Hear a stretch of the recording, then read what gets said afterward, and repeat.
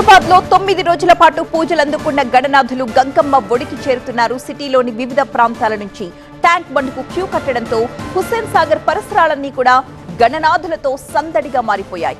ఈ క్రమంలోనే ఖైరతాబాద్ మహాగణపయ్య కూడా శోభాయాత్రకు సిద్ధమవుతున్నారు.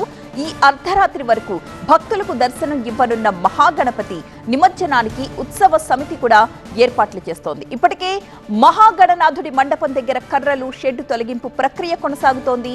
దీంతో పాటు ఖైరతాబాద్ గణపయ్య శోభాయాత్ర సాగించే భారీ టస్కర్ వాహనం కూడా సిద్ధమవుతోంది. టస్కర్ పై వెల్డింగ్ పనులు పూర్తి కావస్తున్నాయి. టస్కర్ పై విగ్రహం కదలకుండా ఉండడానికి ఇనుప స్తంభాలతో ఒక బేస్ ని ఏర్పాటు చేశారు. ఖైరతాబాద్ మహాగణేశుడి నిమజ్జనానికి అన్ని ఏర్పాట్లను పూర్తి చేసి రేపు ఉదయం 6 గంటలకు శోభాయాత్ర ప్రారంభించడానికి కసరత్తు చేస్తున్నారు.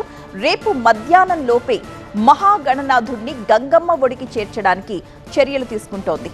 ఇక ఖైరతాబాద్ మహాగణపయ్య నిమజ్జనం నేపథ్యంలో ఆయా చుట్టుపక్కల ప్రాంతాల్లో ట్రాఫిక్ ఆంక్షలు విధించారు హైదరాబాద్ సిటీ పోలీసులు. సిటీలోని వివిధ ప్రాంతాల నుంచి గణనాథులు తరలి రానుండడంతో ఖైరతాబాద్ శోభాయాత్రకు ప్రత్యేక రూట్ మ్యాప్ ని కూడా రూపొందించారు.